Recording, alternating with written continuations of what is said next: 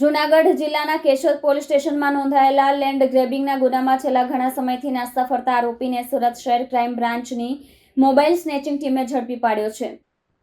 આરોપી હેતલકુમાર ઠુમ્મરે પ્લોટ પર બનેલા એપાર્ટમેન્ટના ફર્સ્ટ ફ્લોર પર આવેલો બ્લોક નંબર 103 બિલ્ટઅપ એરિયા 57.57 ચોરસ મીટરનો ફ્લેટ ખરીદીને રામીબેન હરસુખભાઈ નંદાણીયાને કુલ મુખત્યારના દરજ્જે રજિસ્ટર્ડ વેચાણ દસ્તાવેજ કરી આપી ₹10 લાખ મેળવી કબજો સોંપ્યો હતો। જો કે બાદમાં ફ્લેટમાં લાદી કામ કરવાનું બહાનું કરીને આરોપીને ચાવી પરત મેળવી લીધી હતી અને ફ્લેટમાં પોતાના માતા પિતાને વાપરવા આપવાનો હોવાનું કહીને રામીબેનને પરત આપ્યો ન હતો। એટલું જ નહીં, આ ફ્લેટ પોતાની માલિકીનો ન હોવા છતાં તેણે અન્ય વ્યક્તિને વેચવાની તૈયારી બતાવી સાટાખત કરીને ફ્લેટમાં ગેરકાયદેસર કબજો કરી પચાવી પાડ્યો હતો।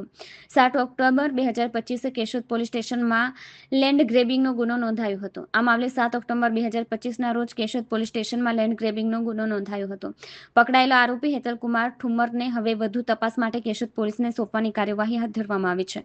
આરોપી મૂળ કેશોદનો રહેવાસી છે અને હાલ સુરતના સરથાણા વિસ્તારમાં વેનેજા સિલ્વર એપાર્ટમેન્ટમાં રહેતો હતો।